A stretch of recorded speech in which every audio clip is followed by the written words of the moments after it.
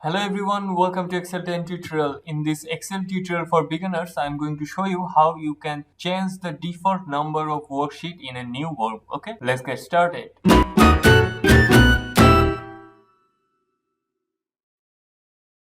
Take a look at this workbook here. I have a new workbook here and the default sheet is sheet 1 and I have only one sheet in this workbook. Okay, and how can I change that? Like in Excel 2010, there were 3 worksheets by default. Whenever you create a new workbook, you get 3 worksheets along with it. But from the newer versions, we have only one worksheet, and if you need to change this, how you can do that? Let's learn how you can do it. Click on the file, click on the option, and you can see when creating new workbook, you can select this option, include this many sheets. By default it has 1 and you can change it from 1 to 255 and I'm going to change it to 5 and click OK. So whenever I create a new workbook, you can see the default worksheet has been created 1 to 5 worksheet. Okay, sheet 1 2 3 4 5. So this is how you can change the default number of worksheet for a new workbook. Okay, whenever you create a new workbook, you will get 5 worksheets from now on. So this is how we can change it. This is what I wanted to show you. Thank you. Thanks for watching. See you in the next tutorial. Don't forget to subscribe. Thank you.